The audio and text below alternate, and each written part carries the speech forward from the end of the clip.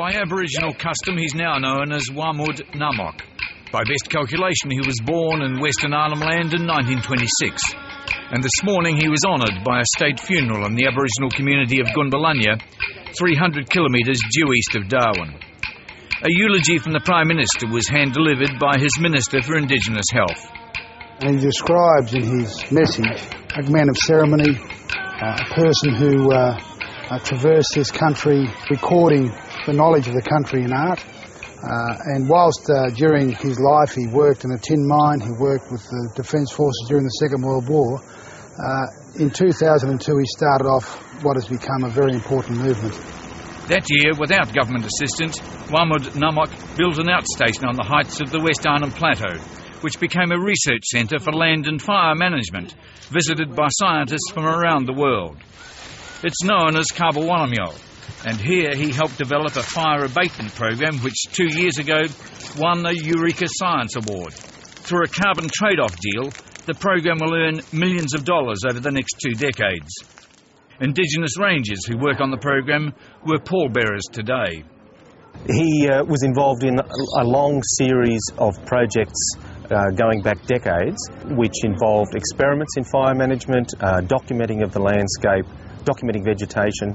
We call him the Professor. He had a profound understanding of the way the world works and the interactions between fire, but also other aspects of the landscape and individual species and habitats and so on. Wamud Namok was also one of the last rock art painters of Arnhem Land, a region famous for its art, much of it yet unrecorded. This was his last painting near his camp at Kabawanamyo, depicting a wallaroo. 4 generations of families gone through here, painted. This generation, this old man come up now, just want to put his mark here as a memory for the children. His art is really important because it represents, if you have a look at that country that he was custodian and caretaker of, that art that was reflected on those rocks and in those caves is what he put onto paper and onto bark. A massive painting on permanent display at Darwin Airport is probably the most viewed work by Wamud Namok. More than 6 metres long, the image was originally painted on bark. His artistic achievements were remembered today by an interpreter of his language and his paintings. Wamud's work has been widely recognised with a variety of awards over the years. In 1982, one of his paintings was used on the Australian 40-cent stamp. In 1999, he was awarded the Works on Paper Prize at the Telstra National Aboriginal and Torres Strait Islander Art Award. His artworks appeared in scores of exhibitions across the nation. Wamud Namok did live to see his country incorporated into the National Reserve System.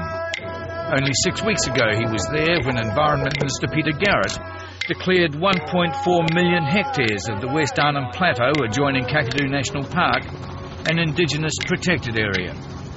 The old man had agitated for that outcome for many years, to encourage Aboriginal people to come back and manage their homelands.